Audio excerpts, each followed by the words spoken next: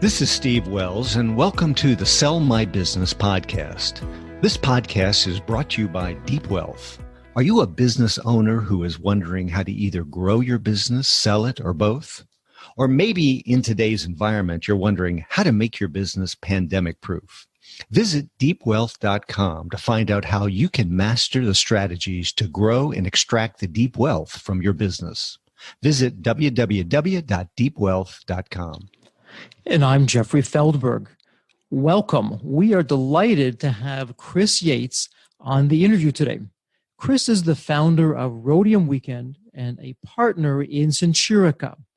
Chris has over a decade of experience acquiring and operating portfolios of digital businesses and has advised on over $150 million in the acquisitions of e-commerce, content, and SaaS businesses.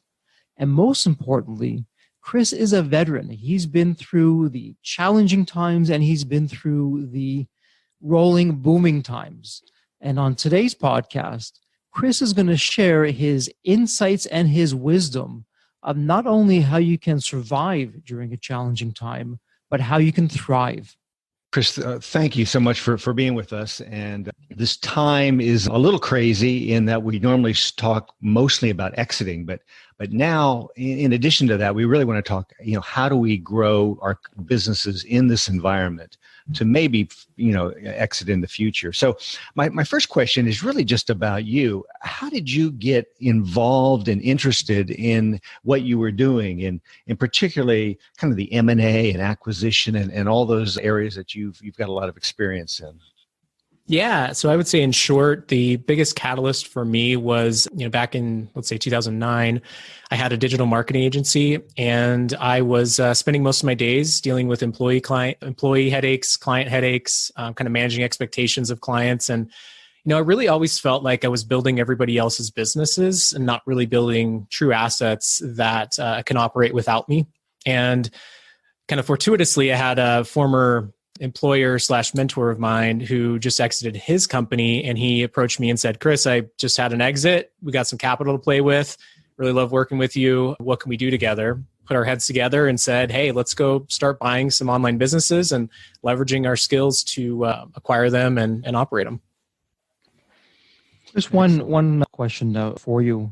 What Steve and I talk a lot about, the term that's come up with us as we go through this coronavirus pandemic is how do you pandemic proof your business? Can you pandemic proof your business? So if you went back to 2008, 2009, and certainly a different type of crisis that was there, but you're also doing your digital agency and helping businesses get online.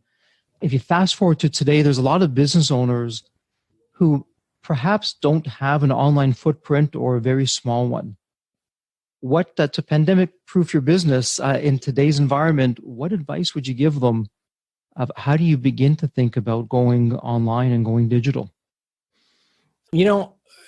My default when I have a difficult question in business, and this is a difficult question because it's so specific to the situation and the type of business that we're talking about, is to start to surround myself with others who have already started to take that leap or who are already a few steps ahead, right? And I believe that many problems, if not all problems, can be solved with the right network around you. So I think the first step is to, if you don't have people who you can talk to about this as a need, to start to build your network around there. So, and let's say that it was a consultant or, somebody who was running some kind of a small product or retail shop, something like that. The clear path is to start by getting some kind of an online presence, getting your website up, starting to establish your social media accounts. And, but at the end of the day, that's really just like having a business card. Where the rubber really starts to hit the road is when you can actually build more of turn your website or whatever marketing channel you're utilizing into a new marketing and sales machine for yourself. And so that means being able to drive traffic to the website, being able to convert that traffic into prospects and customers. And the way you would go about that obviously would be different for different types of businesses. And I'd be happy to dig in if that's relevant. Yeah, I mean, I would be interested. A couple questions there. I want to go back to your advisory team, but first, let's stay on the digital question. So, how do you see someone pivoting if they now haven't been in the digital world? I mean, how do they think about lead acquisition and not just publicizing their business, which can be a website, but how do they get people to the website? How do they generate leads in today's digital world? Yeah. So it starts with kind of deciding, do you have more time or more money right now? If you have more time than money, then you have to utilize techniques and methods that don't require advertising budgets, essentially. What that typically looks like, if you look at just where does traffic exist in the world right now? The biggest source of targeted traffic is obviously when your customers, your potential customers are searching for what it is that you have to offer, and they most commonly are doing that on Google. So your target or your goal would be to start creating content that your target audience would be interested in reading, and think about what types of things they're going to be searching for and starting to create that content on your website. By doing that consistently over time and utilizing a more targeted strategy, finding the keywords that they're researching, finding how often those keywords are being researched. And I can talk about the details of that if you'd like.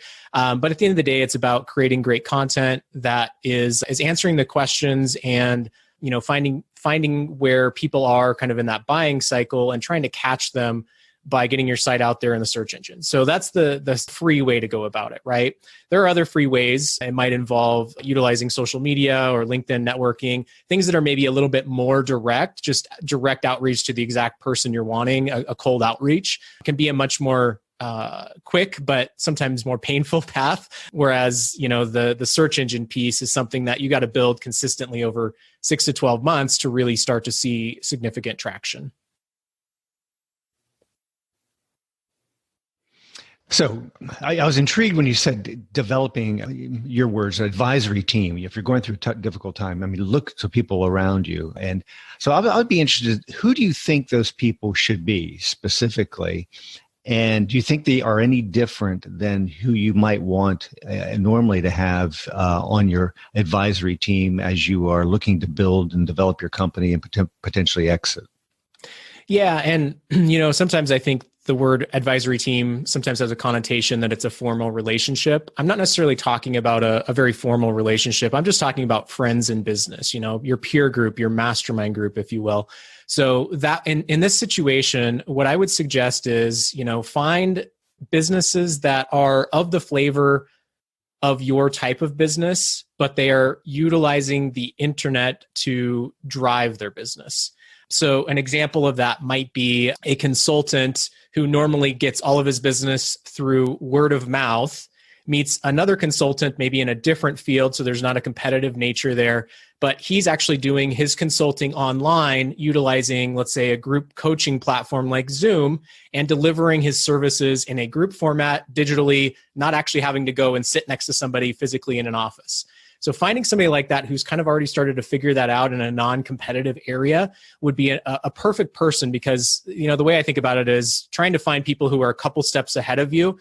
You can learn from their mistakes and accelerate your process or your progress much quicker than if you just do all the mistakes and make all the mistakes on your own, right? So that's an example of the type of people you'd be looking for to help you through this transition. And Chris, one thing I'd like to circle back on that you mentioned briefly, and maybe we can take a step back and then a step forward, because it'd be great to talk about your Rhodium community and what you're hearing in the community these days with the pandemic that's been going on out there. But let's make it personal now. So go back to 2008. You're doing the digital marketing thing. You're doing it for yourself. Maybe you'd already mastered it. Maybe you're still learning the ropes.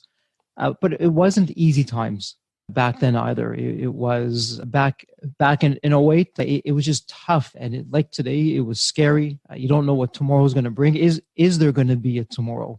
People aren't buying, and everything just literally one day to the next seemed to freeze. And so a lot of similarities in terms of the mindset of business owners, of consumers, of the marketplace.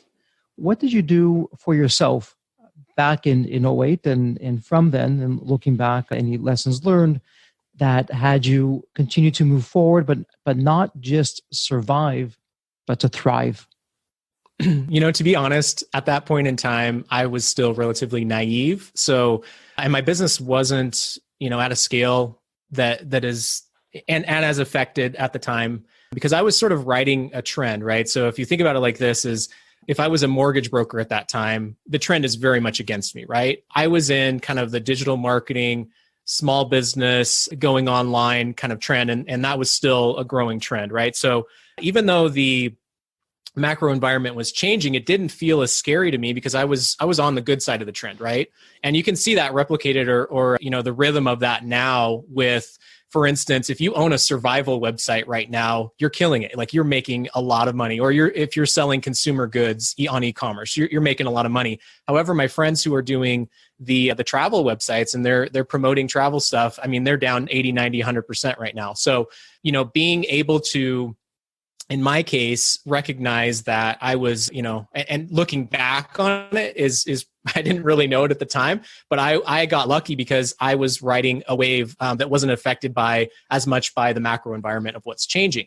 So the question that I think folks can ask themselves now is, in every risk or in every change, there's always opportunity that's created, right? So it's looking at things instead of like the sky is falling, like how can I innovate and how can I to the word that we mentioned early on was prior to starting the recording was how can I pivot to take advantage of those opportunities and things like that. So looking at what wave you're riding, are you riding a wave that's on its way down rapidly, or are you riding a wave that is benefiting from this massive change that we're dealing with? And so it's always, if the wind is behind your sails or behind your back, that's easy. So to your example, if you have a survival website, terrific. You'll continue doing that and presumably do well. But what if you don't? What if you're in the travel industry? What if your company is in an industry now that is the last thing on people's minds? And we could just go through a slew of them, but they're certainly there. It's front and center. I mean, the easy thing is to do nothing, and you can just give up. But what's easy and what's right are often two different things. What would be the right thing to do based on your experience? What would you do to pivot, knowing what you know in today's environment? Well, instead of talking about theory, let me just share my personal situation. So one aspect of what I do is I run in-person events. So I actually had an in-person event planned for the end of March that I had to cancel because it was in California and the state was locked down. I had planned an in-person event in April, actually two of them that I had to cancel because it's in Florida. And I have a much larger in-person event planned for late September.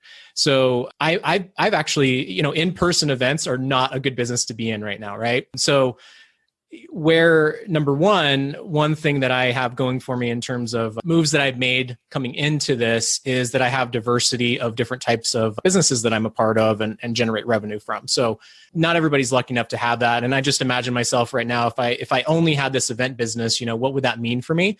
And I do sort of treat each business individually.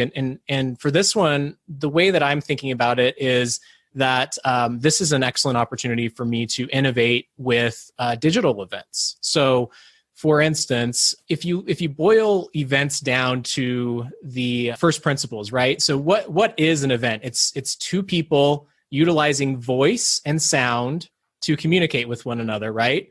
And the question is, what is missing when you take that online? Really, it's smell and it's touch, right? Those are really the two things that are missing. So why couldn't we get 80, 90, even 100% of the value from what's happening in the in-person events and translate that to virtual events? So that's the first piece, is think about first principles of whatever it is that you do, and think about like what is preventing you from replicating that in a digital world. Whether that's, like I'm looking at restaurants locally here. They're switching from seating people to having takeout, right? At the end of the day, it's food going into somebody's mouth. So first principles haven't changed. It's calories go in, calories being consumed, right? It's just how that's happening is changing. So I think that's a helpful piece to start with what you currently have now. Then I think the other also as important, if not more important piece is to think about How is this an opportunity to innovate and do something new? Maybe something that you've had in the back of your mind for years and you just haven't had the courage to do it because it would involve disrupting what you're already doing, right? But there's no better time to disrupt yourself than I think right now. So what I'm thinking about in my community is how can I move from the primary reason people are part of Rhodium is an in-person event to the primary reason people are part of Rhodium is for a community. And the home of that community happens primarily digitally, right? And what are some of the things that we can do digitally that actually create a better experience for people than an in-person event? One example of that is actually, let's call it a hackathon. So actually sitting down and doing work on your websites and things like that. That's really hard to do when you've flown across the country and you don't have your team available, you don't have all your tools and resources. But if you're just hopping on a computer that you normally use for work anyway, you have all that available. Plus you get the community around you and you can do some of those things. You can actually do real work on your business and kind of co-work with people who have experience and can give you recommendations and help you when you're stuck. So this is an example of how I'm starting to think about, what would life look like if I couldn't do my event in September, and how can I still make this an amazing experience for the community given the constraints that I'm dealing with. And Chris, some excellent examples on the personal side. Thank you for that. We've talked about Rhodium a few times back and forth. Why don't you share with the audience what is the Rhodium community? What's the Rhodium event or the conference or the events that you're doing, and how you got there and how that's just been helping? Yeah. So as I mentioned, I started buying online businesses back 2009, 2010, built up a portfolio, sold that marketing agency that I mentioned, and got to the point where I had created what was my goal at the time, which is the, quote, 4-hour work week. And realized living in Montana that it's actually very isolating to be doing that. You're working online, you don't have a lot of people around you. And I was just really craving, and the people in the offline world, when I tell them what I would do, they think I'm like a domain squatter or something like that. Like they just totally didn't get it. They didn't speak the same language, right? So I was just looking for people who could have meaningful conversations about this topic of, acquiring and building portfolios of online businesses. And so decided to, I'm going to be the one who will bring those people together as a connector, and started the first event in Vegas in 2012 and have done it annually since then, just growing really through word of mouth and curating the community. So today what we have is roughly about, 600 or so people. I've met each person online through phone calls or Skype calls or Zoom calls or whatever that I invite into the community. So it's curated. And the typical person owns a business anywhere between, let's say, high 6 figures and low 8 figures in annual revenues. It's typically an e-commerce, content, or SaaS business. So for me, I'm really passionate about connecting people and just watching their journey and how they grow over time and making an impact on those people. And it's been a lot of fun for me, and it's really become a passion for me. So that's the story on Rhodium, and it's all about getting smart minds in a room and creating a culture where people are willing to share experiences and pay it forward to one another. Great. So, all the people that you include in your kind of your community and people you rub up against in the digital world, I mean, there's some that are successful, and of course, everyone's struggling right now, and some that aren't. What would you find are some of the characteristics of those companies or people that have been able to really launch out and really make something with their company? Are you asking in this particular environment, or when they've how have they got to the point where they're at right now? Really, in generally. I know this is a tough time, so people do have to pivot, and we are talking about that. But I was curious, since you've seen so many smaller companies and have acquired some, and then they have an objective to grow, and maybe they have an objective to exit at some point. And you've seen some of those success stories and probably some success stories. I was just wondering, are there any characteristics that you see of those that are doing it right? Yeah. So I would say a lot of it boils down to being a really good operator and having a certain deep skill set that you're leveraging consistently over and over again. So I think about some of the more successful people in my community, and I think about, having followed them for now roughly 9 years, what have I seen them do consistently over time?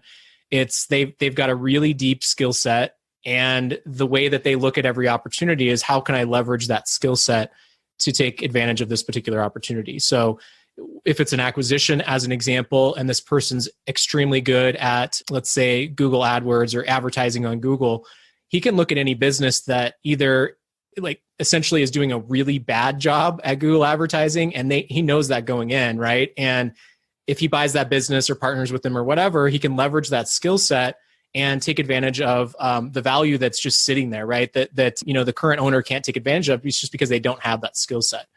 So it's being able to leverage an advantage that you have. That might be leadership. It might be the ability to put people around you in the right seats. It might be a very specific skill set. The ability to sell, some of those types of things have been, I think, consistently strong.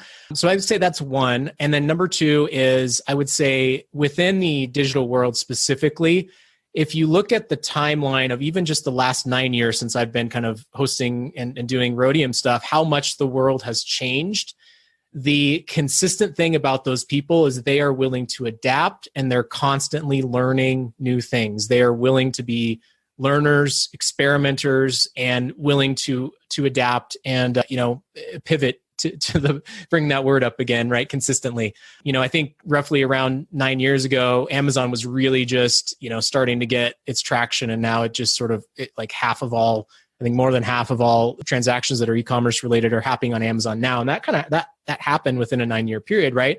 And the people who are willing to adapt and not be stuck in their old ways of selling on eBay or whatever, they got to get the benefit of riding that wave. Things were real easy on Amazon early on. And as it becomes more and more developed, it gets harder and harder. So those who can see an opportunity early, willing to adapt, willing to experiment, take advantage of things when they're hard to do, are the ones who tend to benefit for those big waves of change. Chris, some terrific points that you've brought up, and certainly adapting and learning and just keeping that moving forward.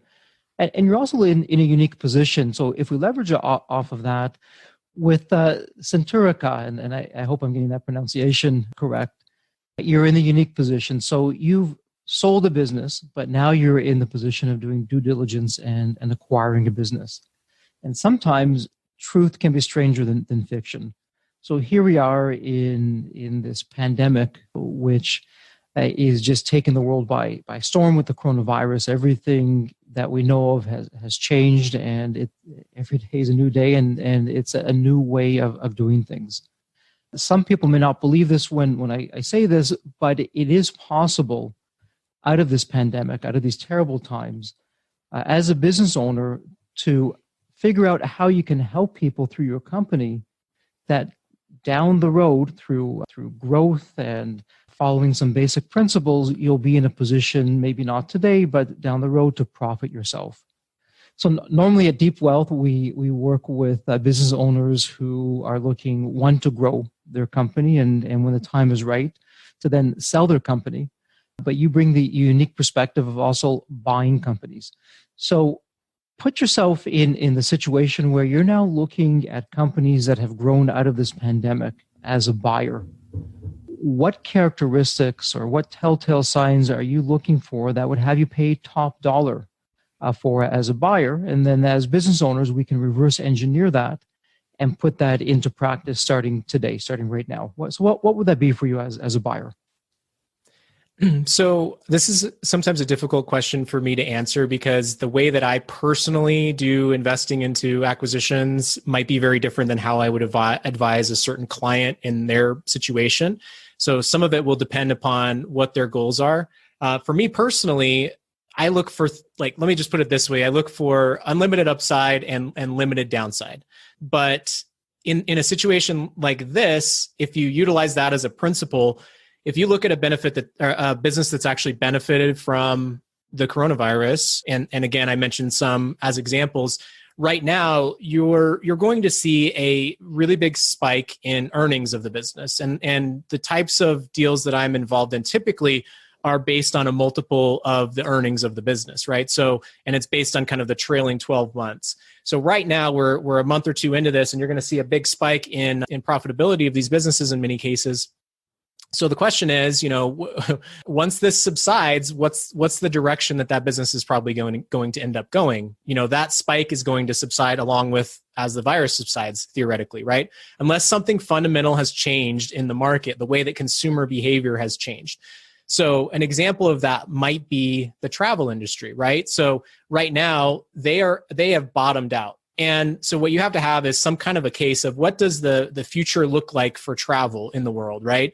If you are promoting heavy international travel and this business is really built around, visiting Bali and, South Africa and Argentina and Patagonia, whatever, I think perhaps that type of travel will take longer to catch up compared to maybe road trip type travel within the US or within Canada or something like that, like the type of travel that you're doing. So you have to make a case for like, okay, what happened as this bottoms, as the coronavirus gets as worse as possible, this business will also bottom.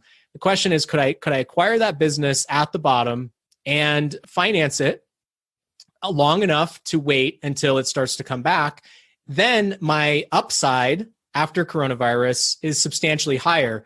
Whereas the first example was the opposite. You bought a business that's peaking at coronavirus. As coronavirus declines, now, the only place it can go is down. So that, me personally, that would be maybe some calculus that I'm doing in my mind. Now with Centurica, what I'd be looking for, for a perfect acquisition for a client would be very different depending on who that client is. But generally the things we're looking for are actually consistency through this change, some diversity of revenue streams, diversity of traffic. Those are the things that will make a great business. Because if the macro environment is changing, they've got diversity. Let's say as an example, just to give you an example, a software tool, a software as a service tool. Really, the key thing there is to look at who their clients are. If all of their clients are restaurateurs or gyms or travel companies or something like that, even though the service may not be specifically stated as that, if you look at who the clients are and how they're going to be affected, obviously that's going to be a much riskier business. But if their clients are of a different flavor or they're really well diversified, maybe you got a few gyms, but you also have 80% of other businesses that are still essential right now, that's going to be a more attractive business. So I think the first key I would say to look at would be diversity in the situation. Well, that's terrific, and it's interesting. It seems like the more things change, the more they stay the same. And when you talk about some of your principles of diversity of revenue, diversity of traffic, not being beholden to one industry or one customer. In many ways, that's what I like to call, and this is how Steve and I run our companies, as a cockroach startup. Just very nimble and quick and following a pure vision, but not relying on any one segment, and having a rainy day fund of money, cash in the bank that you can use, and other types of survival principles. And so, speaking of survival principles, are there any principles that you've used either right now with the Rhodium conference or Centurica, or back in the day when you had your digital marketing agency that got you through the tougher times to live long enough to see better days? Yeah, I would say that if I have a secret sauce, it's relationships, to be honest. And I do things with relationships that no sane person would probably do. Like, for instance, I intentionally made Rhodium capped out at 125 attendees. And had I gone down the path of 1,000-person event and really tried to scale hard there, I'd be looking at a very different situation right now. Like, I'm on the hook for a good chunk of money with my venue in September. And if I have to cancel, I can weather that storm. If I had 1,000-person event, something like that, you figure your costs on that are probably at least, I don't know, a few hundred to probably $400,000 or $500,000 just in contracts. And so I sort of intentionally stayed small, and that's benefited me, right? It's kind of an odd principle, but I've also really focused heavily on things that are really hard for larger companies to replicate. So I'm very hands-on when it comes to matchmaking within my events and communities, right? But if you have 1,000 people, it's very difficult, if not impossible, for you to do that same level of matchmaking and curation. I talk to everybody on a phone call for 30 minutes for every person that I invite in the community. A large person who's trying for scale just can't do that. So I think there is an advantage in doing things that, I think I can't remember who it was that said it. If it was Steve Blank or Kevin Kelly or something like that, doing the things that don't scale, but actually doing that intentionally within your business in a way to make you more able to weather these storms, because you don't have the big overhead, you don't have the big risks, and you're building such a close relationship with your customers, your clients, they almost become like friends. Those people are going to have your back. And, it's funny, like I did a fundraising thing where, and I raised in like a day or two from the community. Like I think it ended up being around 30,000 in a couple of days. And then it was like 80,000 within a week, right? I got nothing out of it, but it was really just a testament to having that kind of trust and ability for people to just have your back, right? So I think that's been, if anything, one of my secret sauces in terms of Rhodium and Centurica and the other things that I've done. So, Chris, what's your goal with Rhodium? I mean, do you have a vision, a direction that you would like to reach, or some outcome? Yeah, and I actually, this is, I think this is relevant for everybody who's listening, which is, if you start with what we need as humans, and a simple way to think about it is Maslow's hierarchy of needs. You need your basic needs met in terms of security and safety and food and shelter and those kinds of things. You need connection and those kinds of things. And then at some point, as you grow and you have those things taken care of, you need to take care of those more top level needs, such as self-actualization and making an impact in the world.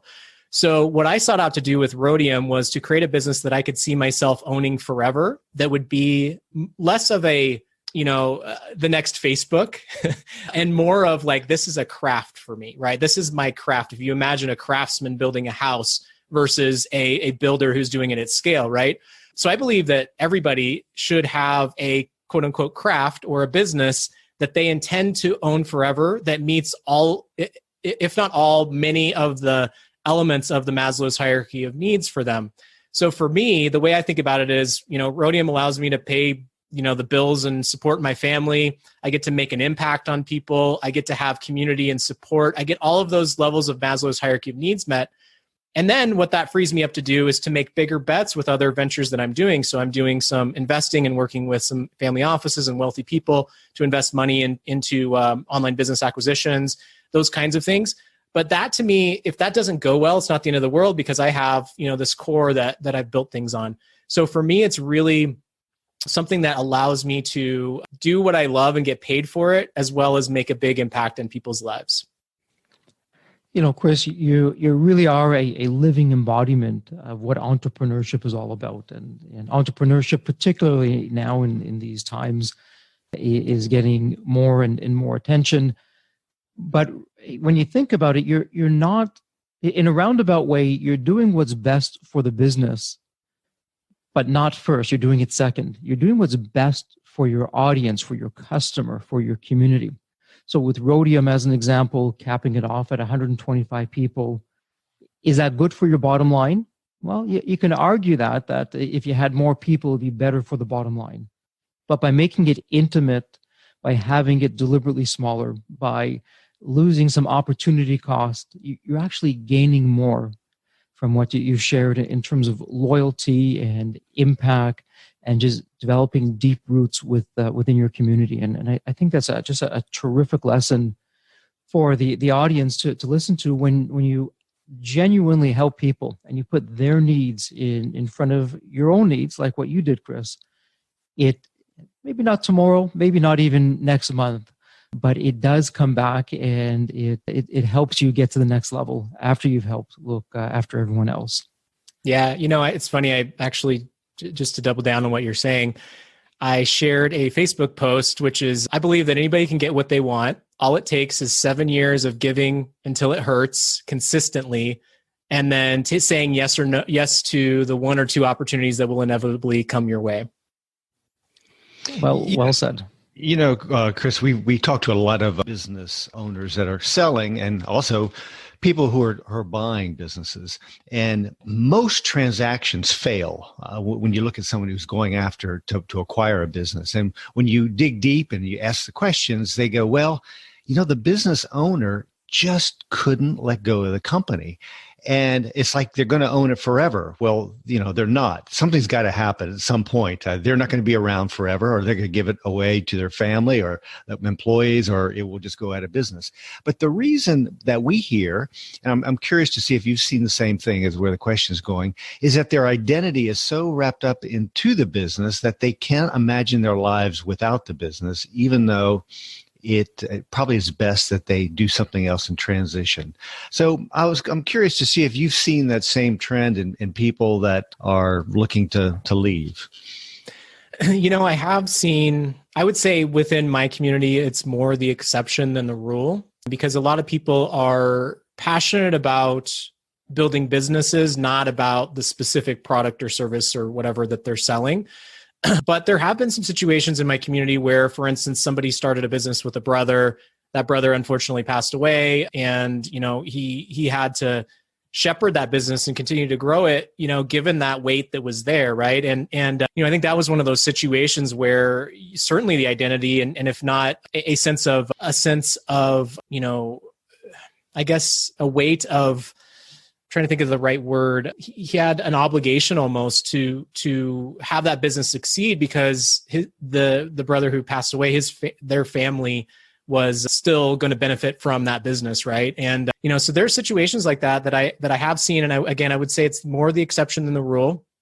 And it is really difficult to, especially with a business like that, for instance, like the one that I'm building, where it is somewhat wrapped up into me. And I really try hard not to make like me, I am not the business, like I am me and the business is the business and those kinds of things. So I think that maybe more common with family businesses, with businesses that have been around for 20 years and have this amazing story and those kinds of things. Whereas most of the businesses that I am involved in, the people that own in my community, they've been created within the last, let's say, 3 to 5 years. And typically they own multiple businesses, and there's not a major attachment to one or two.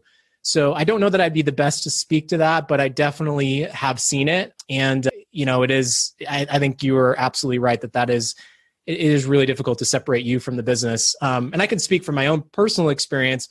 The hardest thing for me is to let things go, because it's really hard for me to say somebody else can do this better, even though maybe they probably could if I just give them a shot. Well, and I think you're probably typical of at least my personal experience with myself and Jeffrey. I mean, even though we've made a lot of money, and money is measuring the business, and you've got to have money, it never really is the motivator. For most people, not all. I mean, like what you get out of the passion and the creativity and the community and all of that really seem to me to be the drivers. With most people. Sure. Yeah. It's, Steve, as you say that, at our own expense, I'll share a quick story for the listeners, and then I'll ask it in a different way for Chris. But, with us, when we started our e-learning company, we had no money, we had no experience, no team, and quite openly, we had no business being in business. But the grit and the passion kept us in the game long enough to figure out how we could genuinely help people. And, long story short, Chris, you have the 7-year rule. We have the 13-year rule. So 13 years later, we were, quote unquote, an overnight success. And we enjoyed a 9-figure exit that went along with that, and are very grateful and fortunate to the team and our customers and the community at that time. Next business we started was in the healthcare side. So we had the money, we had the experience, and we had the team. It was the same team that was in the e-learning company. The healthcare company got off to a flying start of 7 figures of losses in no time flat, and it was a bust. And so you ask the question, okay, guys, I don't get it. Your e-learning company, where you should have failed on paper in every way, was a success, and the healthcare company wasn't. Why? And the short answer is passion. At least for myself, I won't speak for Steve. It was in the healthcare company. How can I feed this ego coming off of this big 9-figure deal and just make more money and do something even bigger without having the passion, the care, and the concern? So as we begin to wrap things up, Chris, one question that the listeners and myself would love to hear is, looking back from when you started until now, through the challenging times like we're in right now, through the boom times that we've had, if you can go back and tell your younger self, I don't know, 1, 2, maybe 3 things, what you would either keep on doing, not do at all, or do differently on the business side, what would that be? I would say the most difficult point for me was really stepping into the identity of a leader. So if we ever need leaders, right now is the time for those. And if I could talk to my old self, as just don't hold back. Like, take your foot off the brakes. You are meant to lead. You just have to find your style of leadership. And that I think that would be of the most difficult things that I've been through. That's been really at a big core of it. So I think that would be the advice, and I think that's relevant for everybody right now, because I think as I mentioned, we need leaders right now. Well, some terrific advice, and as we'll put all of this in the show notes. If somebody would like to find you in the digital world, where should they be going? Where's the best place to find you? Yeah, so I would say either if you are looking to be part of a community, Rhodium Weekend, RHODIUM, weekend.com. And as I mentioned, I meet with everybody that's interested. So just apply, and you'll have the opportunity to set up a call on my calendar, and we can have a chat. Happy to do it. Terrific.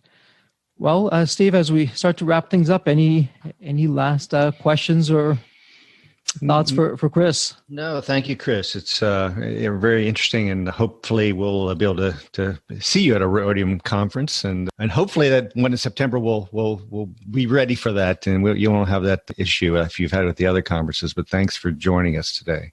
My pleasure, and I'm hoping that as well.